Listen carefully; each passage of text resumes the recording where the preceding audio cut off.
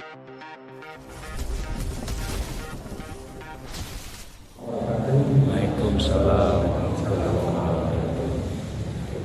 Bismillah, alhamdulillah, wassalatu wassalamu ala rasulillah Muhammad bin Abdillah wa ala alihi wa sahbihi wa mawalana ma'ba'an. Yang kami hormati Bapak Ibu para jamaah Masjid Haji Ali Muhammad Karim dan para pengurus yang hadir pada malam hari ini. Alhamdulillah rabbil alamin, berkat rahmat dan hidayah serta inayah Allah Subhanahu wa taala, kembali kita dapat bersama-sama mengikuti kegiatan pengajian di masjid ini yang alhamdulillah insyaallah pada malam hari ini kita akan bersama-sama mengikuti kajian hadis yang dalam hal ini merupakan kitabnya Riyadhus Shalihin. Semoga kehadiran kita bersama di tempat ini akan terus menjadi wasilah kita bersama-sama senantiasa mendapatkan keberkahan dari Allah Subhanahu wa taala. Wakif di masjid almarhum Bapak Haji Ali Muhammad Karim, semoga mendapatkan rahmat, maghfirah dan dijadikan kebunnya Rawadhul Jannah, dan kita semua senantiasa diberikan kesehatan yang prima oleh Allah Subhanahu wa taala, umur panjang fi taatillah, dan mudah-mudahan kita semua diwafatkan dalam kondisi husnul khotimah. Ala hadhihi al-Fatihah. A'udzu billahi minasyaitonir rajim. Bismillahirrahmanirrahim. Alhamdulillahi rabbil alamin, arrahmanir rahim, maliki yaumiddin. Iyyaka na'budu wa iyyaka nasta'in, ihdinas siratal mustaqim, siratal ladzina an'amta 'alaihim ghairil maghdubi 'alaihim waladdallin. Rabbi ighfirli wa liwalidayya. Selamat datang Pak Haji dan jamaah yang lainnya. Mohon perkenan duduk di depan sini. Pak ya, katanya di fotonya biar bagus kata Pak Harun.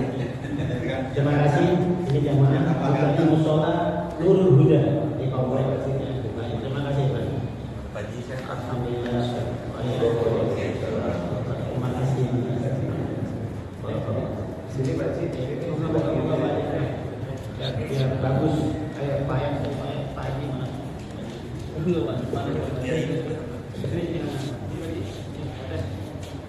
Selanjutnya sepenuhnya waktu ini kita serahkan kepada Ustaz Abdul Mas'ud, dan waktu kita Ustaz hanya sampai pada waktu isya.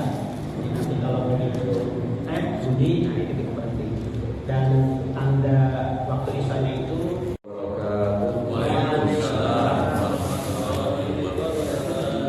Bismillahirrahmanirrahim.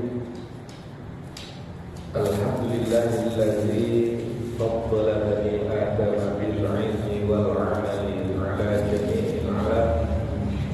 Wassalatu wassalamu ala sayyidina Muhammadin sayyidil arabi wal ajam. Asyhadu an la ilaha illallah wahdahu la syarika lah, al-malikul quddus salam, wa asyhadu anna Muhammadan abduhu wa rasuluhu al-misbahul dhulam. Allahumma salli wa sallim ala sayyidina Muhammad. Hadratul mukarramin wa muhtaramin, para alim, para masyayikh, para orang tua kami, wabil khusus para orang tua, guru saya dalam hal ini Kiai Haji Mas Bapak Ibn Haji serta para alim lainnya yang tidak saya sebutkan karena saya belum kenal satu-satu, dengan jajaran TKN baik nasihat, ketua dan jajaran lainnya, para hujat, masyayikh, para orang tua kami, mudah-mudahan senantiasa diberikan kesehatan panjang umur, dan jamaah kaum muslimin muslimat yang dirahmati oleh Allah Subhanahu wa taala. Alhamdulillah malam hari ini senantiasa kita panjatkan kehadirat Allah Subhanahu wa taala atas berbagai macam nikmat dan karunia, terlebih nikmat iman Islam, nikmat sehat walafiat. Kita bisa menyempurnakan sholat maghrib kita secara berjamaah, dilanjutkan dengan ta'lim rutin 2 mingguan. Kemudian langkah niat baik kita senantiasa dirahmati, diberkahi dan hajat keinginan kita dikabul oleh Allah Subhanahu wa taala.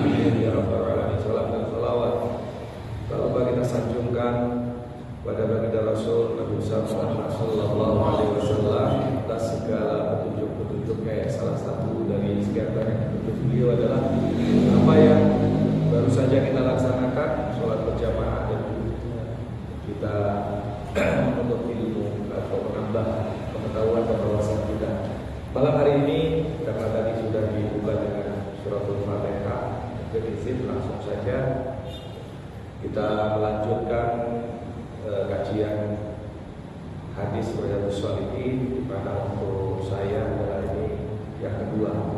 Jadi masih bab niat, bab ikhlas wa idzarimiyah, bab ikhlasi wa idzarimiyah, bab tentang ikhlas dan menghadirkan niat. Karena ini kunci dari semua amalan ibadah kita, amal soleh kita ini landasan utamanya adalah ikhlas dan didasari dengan niat. Ini yang menjadi penentu dan itu harus kita tanamkan pertama kali sebelum kita melakukan apapun. Ya, kita niatkan karena mencari ridho Allah Subhanahu wa taala dan dibarengi dengan niat. Malam hari ini kita akan membahas terkait dengan ikhlas dan menghadirkan niat ini untuk hadis yang ketiga. Qala al-musannifu rahimahullah ta'ala wa nafa'ana bihi wa bi ulumihi fid dharain amin. Wa 'an Aisyah radhiyallahu anha qala. Dari sini dari Sayyidah Aisyah radhiyallahu anha, istri baginda Rasul sallallahu alaihi wasallam sendiri yang mengatakan bahwa qala Nabi sallallahu alaihi wasallam bersabda, la hijrata ba'dal fath, la hijrata ba'dal fathi walakin jihadun wa niyatun wa idza stumfirtum fanfiru. Tidak ada hijrah setelah terbukanya kota Makkah atau setelah Makkah menjadi Darul Islam. Fathul Makkah, ketika Makkah sudah dikuasai umat Islam, maka tidak ada lagi hijriah. Tetapi yang ada, kata Nabi, walakin jihadun wa niyah. Akan tetapi yang ada adalah jihad. Jihad itu kan jahada, dari kata jahada yang artinya sungguh-sungguh. Pengertian jihad di sini dalam hadis Nabi ini adalah perang untuk menegakkan kalimatullah, memperjuangkan agama Islam pada saat itu memang sangat dibutuhkan. Wa niyatun, dan niat. Jadi hijrah tidak ada lagi, tetapi yang ada adalah jihad, berjuang. Berjuang ini pengertiannya tidak sekedar perjuangan secara fisik dengan perang di medan perang saja, tetapi di zaman sekarang, tapi khusus kita berada di Indonesia yang memang bukan masa perang, jihadnya ya jihad menuntut ilmu, jihad melawan hawa nafsu kita. Karena sungguh yang paling berat kata Rasulullah bukan jihad dengan fisik kita melawan musuh, karena jelas musuh terlihat, kita bisa menghindar, kita bisa bersembunyi. Tetapi kalau kita melawan hawa nafsu kita, sementara hawa nafsu tidak terlihat, ini yang berat.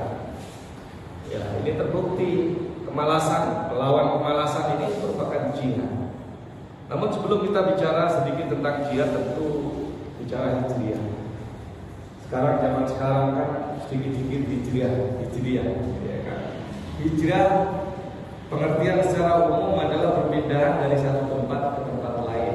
Pada masa itu hijrah dari kota Makkah ke Taif atau ke Madinah, ya, itu hijrah, pindah dari satu tempat ke tempat yang lain.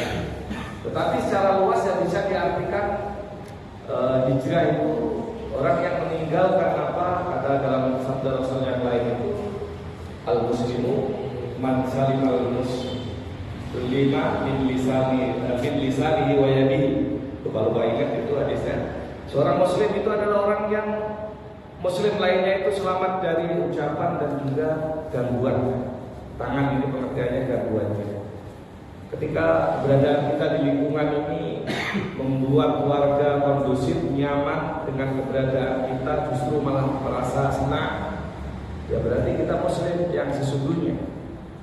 Meskipun kita muslim, agamanya Islam, tetapi membuat gaduh di lingkungan kita, saudara-saudara kita yang lain merasa nggak nyaman dengan keberadaan kita, sebenarnya perlu kita pertanyakan keislaman kita. Wal muhajir, orang yang berhijrah itu adalah man hajara mimma nahallahu anhu, orang yang meninggalkan apa yang dilarang oleh Allah Subhanahu wa taala, hijrah, perpindahan.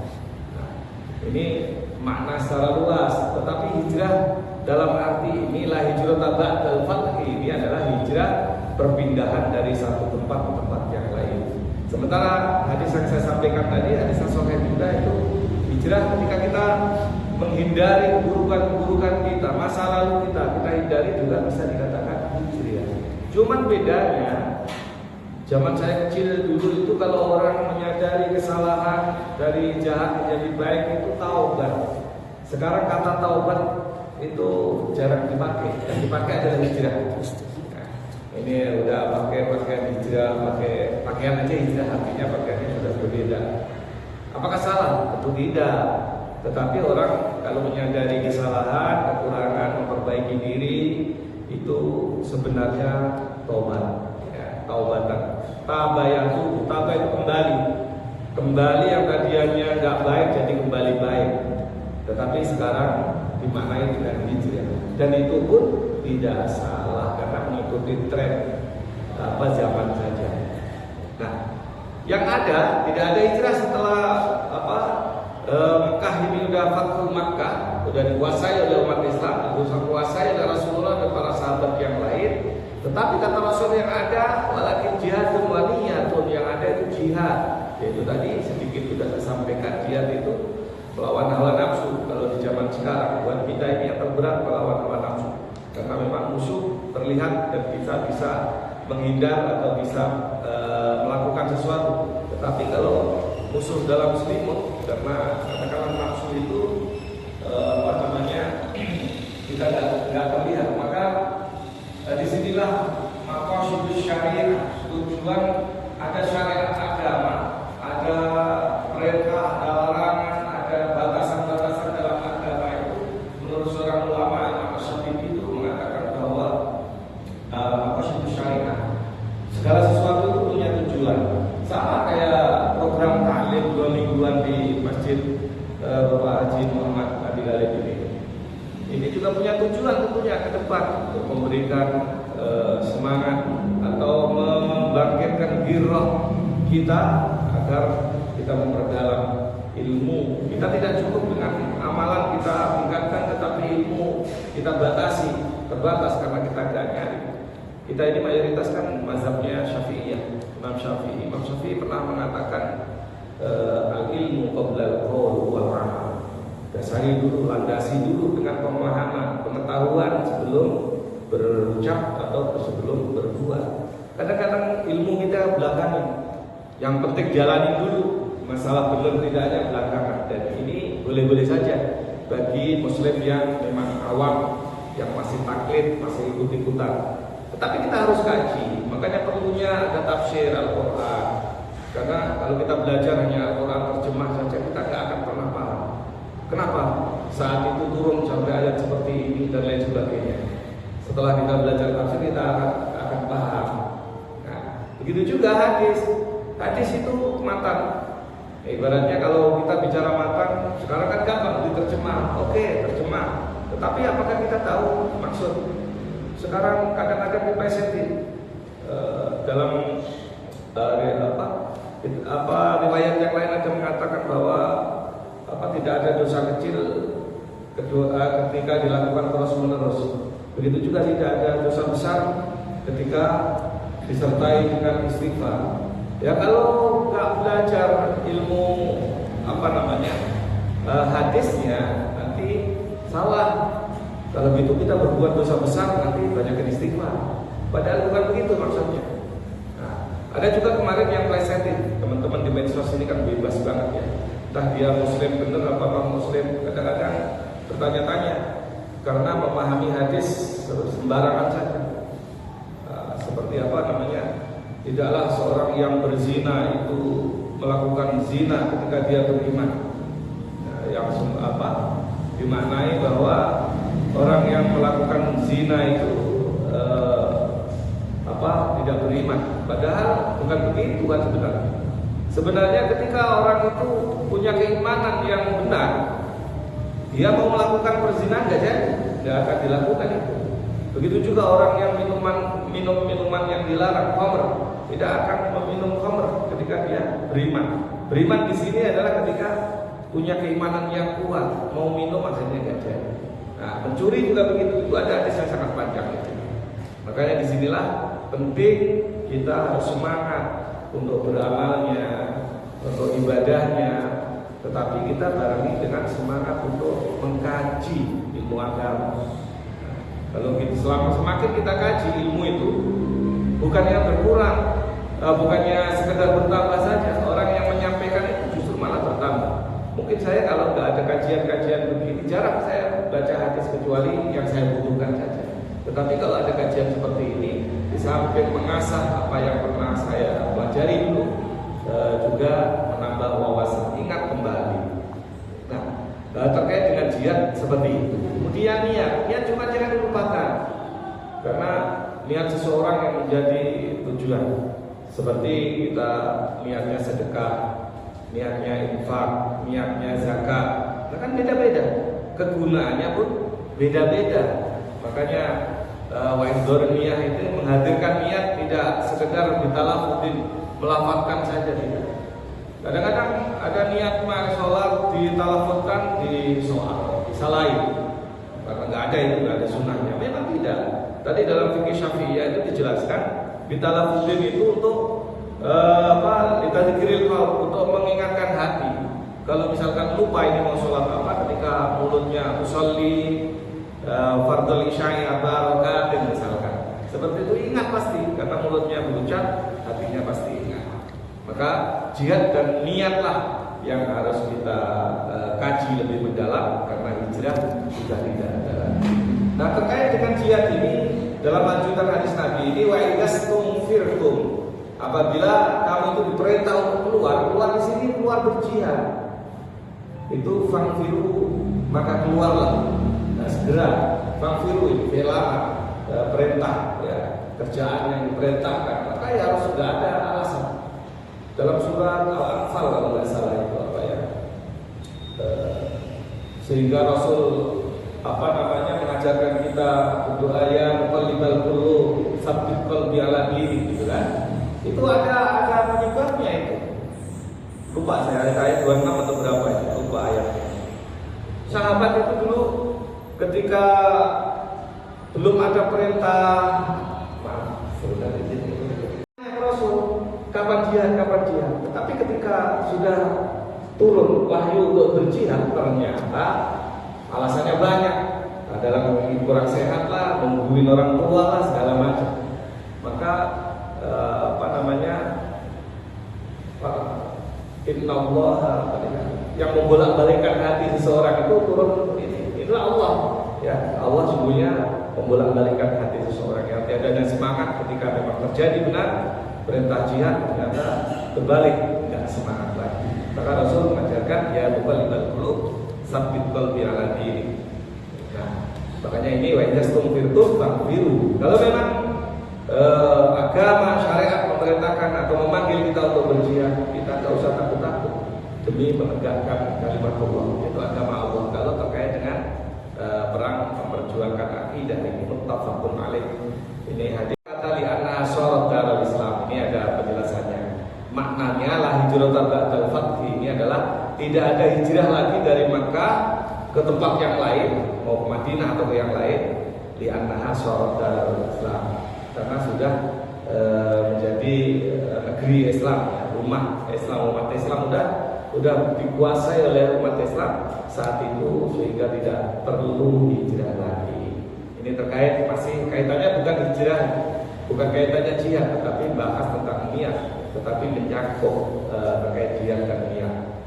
Kemudian hadis yang keempat, wa an Abi Abdillah Jabir bin Abdillah al-Ansari. Abdullah Jabir bin Abdullah al-Ansari radhiyallahu anhu, ini bapak sama anak.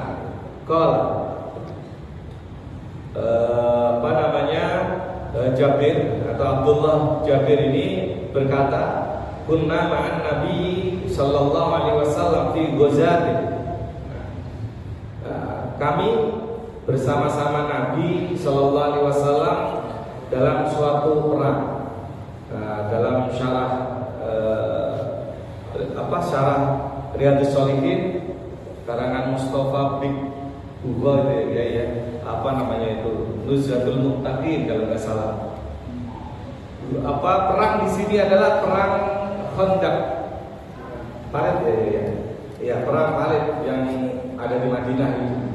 Nah, dulu Abdullah Jabir bin Abdullah al-Ansari ini duduk-duduk bareng sama Rasul. Tentunya tidak hanya berdua, bareng sahabat yang lain. Pada suatu peperangan lagi duduk dalam saat peperangan Khandaq ini, Rasulullah bersabda, inna bil madinati larijal.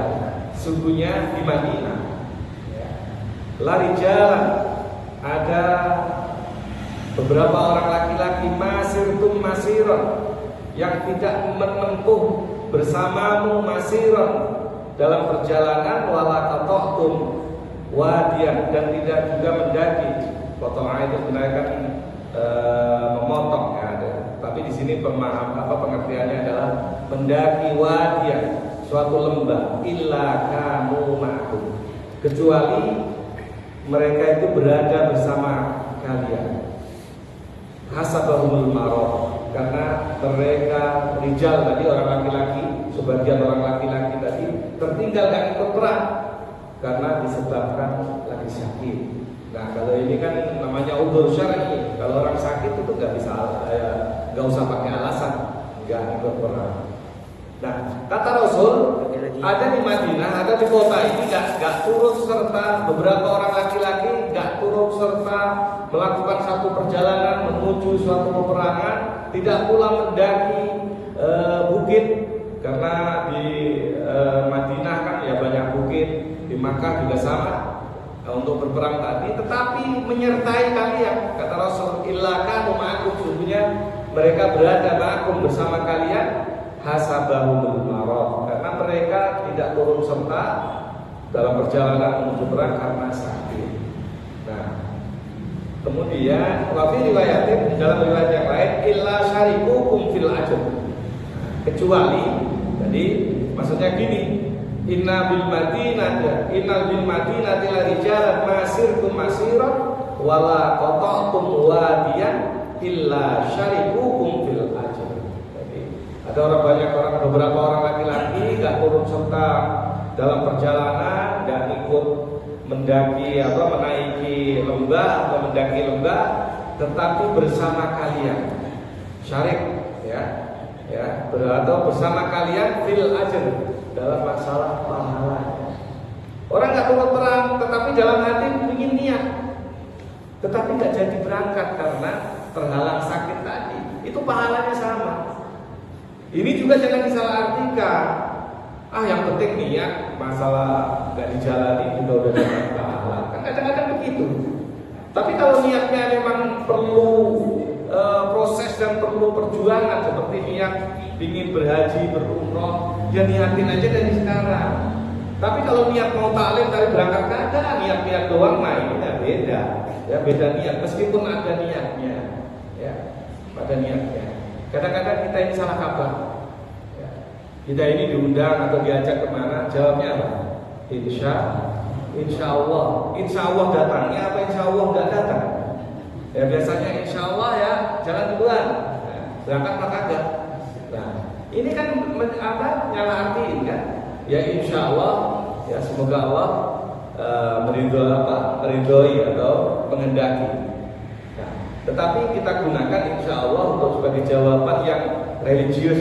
Tapi padahal insya Allah saya nggak datang. Padahal banyak kan seperti itu.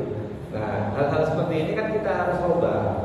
Kalau kita insya Allah ya sekali waktu nggak datang karena ada satu dan lain hal, ya usahakan kita datang. Setiap saat diajak, kita insya Allah saja. Nah, dan kita taklim seperti ini nilainya bukan hanya yang jamaahnya banyak kan bernilai, tidak, sama karena niatnya sama. Kadang-kadang maaf kalau mengkritisi para ustadz juga boleh. Saya sering teman-teman ini. Namanya taklim, ada gurunya, ada yang taklim satu orang jadi. Boleh ditanya ini kemana? Ini dia ngaji sama saya dari dulu kecil sampai orang Betawi yang bisa tamat aliyah. Saya dulu paling bangga tahun 90-an mungkin ya. Ini kemana aja? Karena maaf, karena kalau orang pribumi asli itu sekolah di agama kan jarang banget. Anaknya mau, orang tuanya meskipun gak ahli agama nyetujuin lagi. Seneng banget saya. Cikal bakal orang Gangwaru dulu yang sekolah di agama ini. Sampai sekarang meskipun udah punya anak 2 ya. Kemana ada taklim datang. Tinggalnya di Ciracas ini. Bukan di Gangwaru lagi karena istrinya orang Ciracas. Setiap masjid dengar ada taklim yang rutin begini selalu datang. Dan semua kan karena niat dan kemauan. Karena saya yakin semua punya tujuan. Makanya tadi saya mau nyampein maqasidus syariah tadi dari Imam Khatibi belum malah lupa saya nggak sampai. Yang pertama kan hifdzuddin, menjaga agama. Menjaga agama artinya ya agama ini perintahnya dilaksanakan secara kafah, ya, sesuai dengan kemampuan kita. Tetapi kalau taklim ya ada yang nggak mampu.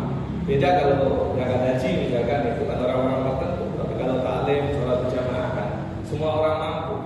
Nah, di sisi lain menjaga agama ini ya moderasi beragama. Artinya kita memahami yang akidahnya beda, agamanya beda juga ini kebebasan. Karena ini Allah yang memberikan.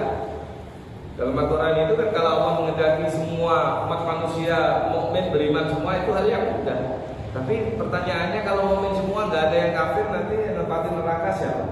Nah, kan begitu gambarannya sederhana aja. Allah siapkan dulu surga neraka dari dulu udah disiapin. Kalau misalkan orang masuk surga semua malah repot. Nah, yang kedua hifdzun nafs, menjaga nafsu. Ya, nafsu kita itu maka dalam Al-Quran Nabi Yusuf alaihissalam itu kan mengatakan bahwa ubarri'u nafsi inna nafsala ammaratun bisu. Aku tidak akan diberikan kebebasan untuk nafsu karena sesungguhnya nafsu itu mengajarkan hal-hal yang buruk. Benar. Coba deh. Nafsu itu kalau kita ikutin, kita mau nonton misalkan atau lihat-lihat yang berbau-bau maksiat, ya, tergantung tingkatannya, besar kecilnya itu maksiat. Kita itu gampang mengucapkan untuk ngajak yang lain dari teman. Betul tidak? Coba kalau kita mau sholat berjamaah mau taklim, berat ya ngajakin tetangga kiri kan? Berat banget, makanya ini nafsu jadi semangat. Padahal Rasul mengatakan man dalla ala khairin falahu mislu ajri fa'il. Orang yang mengajak menunjukkan satu kebaikan, maka dia mendapatkan pahala seperti orang yang itu. Ya. Ada lagi itu Pak Kiai, man sanna fil Islam sunnatan hasanatan falahu ajruha wa ajru man amila biha min ba'di min ghairi ayyan qusa min ujuri syai'un. Wa man sanna fil Islam sunnatan sayyi'atan fa alaihi wizruha wa wizru man amila biha min ba'di min ghairi ayyan qusa min auzari syai'un. Orang yang membuat ide, gagasan, tradisi dalam Islam, tradisi yang baik atau gagasan yang baik, ya kan? Gagasan yang baik itu dia akan mendapatkan pahala dan juga akan mendapatkan pahala sebagaimana orang yang melaksanakannya tanpa mengurangi sedikit pun pahala orang yang mengikuti. Kalau yang baik, demikian juga yang baik yang buruk. Katakanlah ada acara 17-an misalkan. Kan memang nggak ada keharusan untuk mengadakan acara macam ini itu dan lain sebagainya kecuali penghormatan karena kemerdekaan. Misalkan terus ada ide dari DKM masjid mungkin atau Pak RT misalkan, ayolah 17-an ini kata kita adakan santunan misalkan atau bakti sosial atau apapun lah. Itu kan ide, gagasan, hal yang baik dalam Islam. Kemudian diikuti dan terus itu berlanjut sampai turun-temurun misalkan. Itu sedekah jariyah. Yang ikutin 10 misalkan, kita dapat nilai 10. kita dapat 110 karena mendapatkan lipatan. Multi level marketing itu sebenarnya ajaran Allah, bukan ajaran bisnis. Mandala ala khairin tadi falahu mislu ajri fa'ili. Kalau satu yang kita ajak, kalau yang kita ajak lebih dari 10, pahalanya misalkan nilainya 10, berlipat ganda kita. Tetapi yang kita kenal MLM kan dalam masalah bisnis, padahal bisnis syariat, bisnis beribadah itu sebenarnya banyak. Nah ini yang harus kita sadari bersama. Nah, jadi yang penting niat tadi kita ini. Saya lanjutkan lagi meskipun agak melenceng dikit, tetapi nanti biar nggak kepotong. Yang ketiga, hifdzul aql. Hifdzul aql ini kita menjaga akal kita. Dalam Al-Quran itu manusia itu kan salah satu kesempurnaan ciptaannya adalah diberikan nafsu, diberikan akal. Malaikat hanya akal, gak diberi nafsu. Hewan diberi nafsu, gak diberi akal. Sementara manusia punya akal, punya nafsu. Tapi tidak semua manusia mampu mempergunakan akalnya, justru didominasi oleh nafsunya. Dalam surat Al-Imran kalau nggak salah, "Inna fi khalqis samawati wal ardi wa ikhtilafil laili wan nahari laayatin lil albab." Sungguhnya dalam penciptaan langit dan bumi dan bergantinya malam dan siang itu terdapat tanda-tanda kekuasaan Allah li ulil albab, bagi orang yang memiliki akal. Jadi kan dari sini aja jelas bagi orang yang berakal, memiliki akal. Semua orang manusia memiliki akal, tetapi tidak semua manusia mampu mempergunakan akalnya dengan benar. Harusnya kita mengetahui Allah adalah kita pahami dulu ciptaan Allah, sehingga kita sadar akan kemahabesaran, kemahakuasaan Allah Subhanahu wa taala. Nah ini. Kemudian selanjutnya adalah hifdzun nasl, adalah menjaga keturunan. Kalau syariat Rasulullah akan mencari pasangan, kalau buat laki-laki kan apa namanya? Tangkul mar'ata li arba'in gitu kan. Nikailah wanita karena 4 hal. Katakanlah karena cantiknya, karena nasabnya, karena kayanya, karena agamanya. Dan pilihlah karena agamanya, maka yang lain akan mengikuti. Tetapi bagaimana untuk, apakah kalau sudah kita ada 4 kriteria katakanlah terkumpul dalam pasangan kita, kemudian ujuk-ujuk ya, atau terus akan melahirkan anak yang baik sesuai dengan harapan kita? Tidak. Perlu didikan yang benar, ya, perlu didikan baik skill agama maupun umumnya ya, harus kita tanamkan. Karena dalam riwayat yang lain, menjalani kehidupan dunia itu seperti mengarungi lautan yang luas. Kita nggak tahu kapan datangnya badai, ombak, di mana yang dalam kita nggak tahu. Makanya kita harus pandai berenang. Maka dalam hadis itu bahasa-bahasa kiasan itu banyak. Ya, apa namanya? Diantaranya hakul walidi ala waladihi, hakul waladi ala walidihi, hak anak terhadap orang tuanya itu ayyusina ismahu wa adabahu, berikan nama yang baik, ajarin adab, wa ayyu'allimahul kitabah wasibahah warimaya, mengajarkan bagaimana cara menulis, cara membaca, wasibahah, cara berenang. Berenang di sini zaman Rasul itu nggak ada kursus renang seperti di kolam renang sekarang. Jangan dipahami anak kita supaya pintar berenang. Tidak. Berenang di sini adalah bahasa kiasan Rasul, bahasa analog ya, analog. Artinya berenang itu supaya memiliki disiplin ilmu yang cukup sehingga mengarungi dunia tadi yang ibarat lautan tadi. Nggak jadi masalah mau ada ombak mau apa, kalau kapalnya kuat, ilmunya udah mantap, keimanannya kuat, itu nggak jadi masalah. Ya, warimayah, memanah. Nah, memanah dalam pada saat itu tentunya memang diperlukan karena untuk mempertahankan diri. Nah, itu makanya hifdzun nasl, kita harus jaga juga keturunan kita. Keturunannya itu tidak hanya sekedar anak cucu, usulihi wa furu' ya, turunan kita yang ke bawah. Kalau usul kan yang ke atas. Ini kita jaga. Yang terakhir adalah hifdzul mal, menjaga harta kita. Nah, dalam penjelasan Imam As-Satibi terkait dengan menjaga harta kita ini, Kita bukan sekedar menabung, mendepositkan atau kita investasi, bukan itu sebenarnya. Penekanannya adalah kita memikirkan dari mana harta didapat dan kemudian digunakan untuk apa.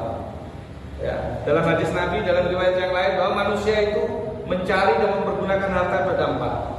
Ada yang caranya dengan cara halal digunakan untuk hal yang halal. Ada caranya halal digunakan untuk hal yang haram. Ada caranya yang haram digunakan untuk hal yang halal. Dan yang paling buruk adalah caranya haram digunakan untuk hal yang haram. Alhamdulillah, subhanallah. Baik, itu saja. Kemudian saya lanjutkan kembali terkait dengan niat ini. Warawahul Bukhari an Anas radhiyallahu anhu. Diriwayatkan Imam Bukhari dari Anas bin Malik radhiyallahu anhu, raja'na min ghazwati Tabuk ma'an Nabi sallallahu alaihi wasallam. Kami pulang bersama dari peperangan Tabuk, dari perang Tabuk bersama Rasulullah, bersama Nabi sallallahu alaihi wasallam. Faqala, dan maka Nabi bersabda, inna aqwaman khalfana. Sungguhnya beberapa kaum ini khalfana, ya, kami tinggalkan bil Madinah, di kota. Masalakna syaqdan, tidak bersama kami menempuh suatu lereng, walau wadian, tidak juga bersama kami menempuh suatu bukit, ila wahum ma'ana, kecuali mereka itu bersama kami hasabul, karena mereka terhalang dengan udurnya. Sama kayak hadis yang pertama, pemahamannya. Kata Rasul, ada kaum-kaum yang kami tinggalkan ini di Madinah, nggak ikut menempuh perjalanan di lereng bukit, mendaki bukit, tidak. Tetapi sebenarnya mereka itu bersama kita, karena mereka terhalang dengan udurnya tadi, bisa sakit, bisa hal-hal lain, menjaga orang tua yang udah rentah, misalkan nggak ada jaga atau memiliki anak kecil dan lain sebagainya. Itu pahalanya sama tadi.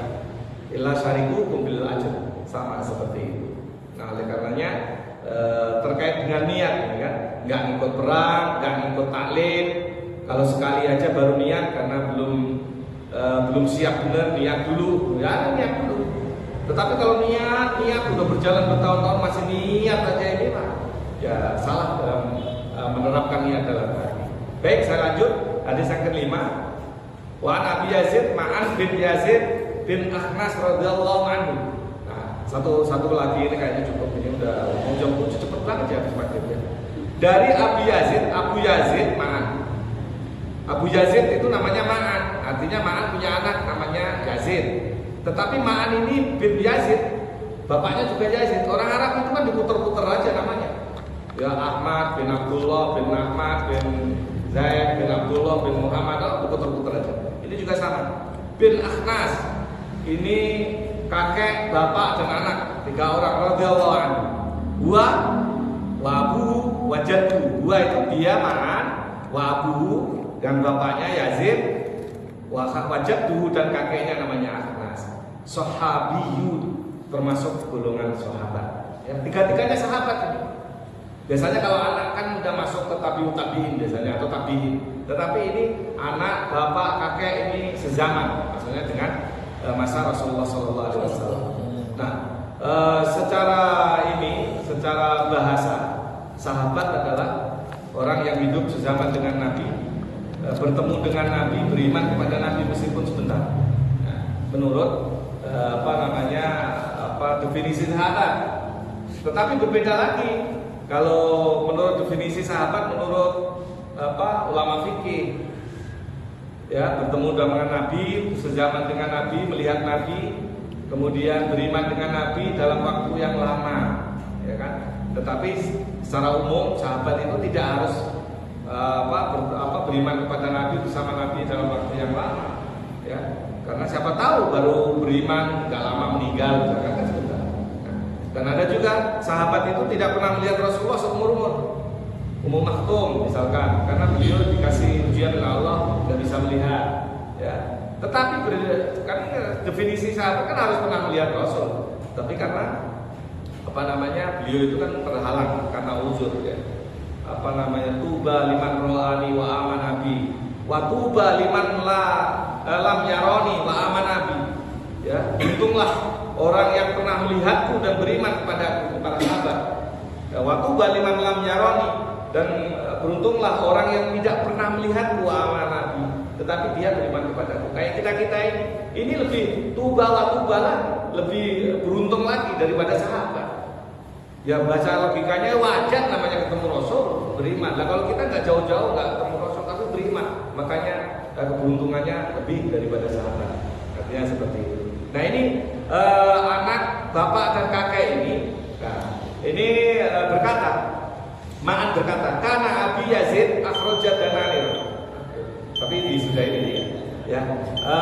Yazid ya adalah bapakku itu akhraja dananir, keluar dengan membawa beberapa dinar yang tasaddaqo biha, yang akan disediakan fawadha'a inda rajulin fil masjid. Bapaknya Ma'an namanya Yazid ini keluar rumah niat bersedekah bawa beberapa dinar, kemudian pas nyampe masjid diletakkan di samping seorang laki-laki dalam masjid. Fajitu faqatuha fa'ataitu biha. Kemudian aku ambil, kata Ma'an. Ditaruh di samping orang, diambil sama Ma'an. Kemudian diserahkan lagi ke bapaknya. Kata bapaknya, wallahi ma iyyaka aradtu. Demi Allah, bukan kamu yang aku kehendaki. Sedekahku ini bukan untuk aku sebenarnya. Kemudian faqasamtuhu ila Rasulillah sallallahu alaihi wasallam faqala laka ma nawaita ya Yazid wa laka ma afatta ya Ma'an. Ya. Kemudian selisih paham, kemudian datang kepada Rasulullah. Yazid menjelaskan, aku ingin bersedekah kepada orang, saya taruh di sampingnya, diambil anakku malah diambil dia. Terus bagaimana ini ya Rasul? Rasul menjawab, laka ma nawaita ya Yazid. Bagimu adalah pahala sesuai apa yang kamu niatkan. Kamu niatkan sedekah, ya kamu berpahala sedekah. Walaka ma'afatta ya Ma'an. Dan bagimu sebenarnya sedekah bapakmu bukan untuk kamu ambil, ya itu buat kamu. Boleh ternyata. Ya.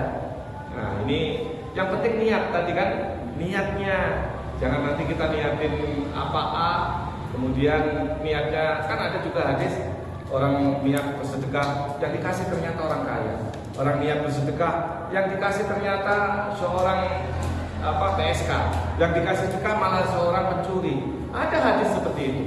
Tetapi karena niatnya ini bersedekah, kan nggak tahu sedekah terus nanya, kamu kaya apa miskin? Baru dikasih kan nggak mungkin. Nah, hal-hal seperti ini maka niat ini paling utama. Jadi dalam hal apapun kita harus pahami niat terlebih dahulu, baru yang lain-lain. Mungkin sampai sini saja para alim, orang-orang tua kami, penyampaian terkait ini. Sebenarnya saya ingin ada sesi tanya jawab, cuma karena waktu sempit dan saya kebablasan ngomong ngalor itu, mohon dimaafin ya Pak Haji ya semuanya. Yai, mohon maaf, mudah-mudahan bermanfaat untuk kita semua. Kebenaran datangnya dari Allah dan Rasulnya, kesalahan dari saya pribadi mohon dimaafkan. Yaitu mari kita baca surat Al-Asr saja untuk menyingkat. Mudah-mudahan Allah meridhai semua yang kita lakukan. Bismillahirrahmanirrahim. Wal 'asri innal insana lafi khusrin illa alladziina aamanu wa 'amilus shalihati wa tawassaw bil haqqi wa tawassaw bis sabr. Subhanaka Allahumma wa bihamdika asyhadu an la ilaha illa anta astaghfiruka wa atubu ilaik. Hadana Allah wa iyyakum ajma'in wallahul muwaffiq ila aqwamit thoriq wallahu minkum. Wassalamualaikum warahmatullahi wabarakatuh. Waalaikumsalam. Innamal a'malu binniyat, sesungguhnya amal itu tergantung niatnya. Niat berbuat baik, niat mau mengaji, niat mau bersedekah, itu sudah berpahala. Sudah berpahala. Kendati pun misalnya belum dilaksanakan atau tidak terlaksana. Tapi kalau tidak dilaksanakan karena udur, tadi misalnya ayat seperti ini saya informasikan, insya Allah malam Senin yang akan datang kajian kita bukan hadis lagi tapi tafsir Al-Quran. Insya Allah Kiai Haji Muhammad Mujahidin Imam yang akan mendampingi kita. Saya informasikan, monggo niat. Kalau Bapak Ibu niat itu sudah dicatat berpahala, kan itu. Dan tentu kalau datang betulan lebih tambah lagi pahalanya. Tapi kalau kemudian tidak datang termasuk karena udur syar'i, sakit atau yang lain-lain, tetap berpahala. Tapi kalau tidak datangnya karena malas segala macam ya jadi. Itu saya kira catatan saya kan gitu. Yang berikutnya Bapak Ibu yang kami hormati, saya ingin memberikan tambahan. Man salaka thariqan yaltamisu bihi ilman sahhalallahu thariqan ilal jannah. Salah satu hadis Nabi, barang siapa yang menempuh perjalanan untuk mencari ilmu, hadis hadir di majlis taklim seperti malam hari ini, sahhalallahu lahu thariqan ila jannah, maka orang tersebut akan dimudahkan oleh Allah Subhanahu wa taala masuk surganya Allah Subhanahu wa taala. Mudah-mudahan kita tetap sehat walafiat, dapat kesempatan hadir di majlis ini sehingga Allah Subhanahu wa taala mudahkan kita kelak memasuki surganya Allah. Demikian belakangnya, mohon maaf. Akhiri, wassalamualaikum warahmatullahi wabarakatuh.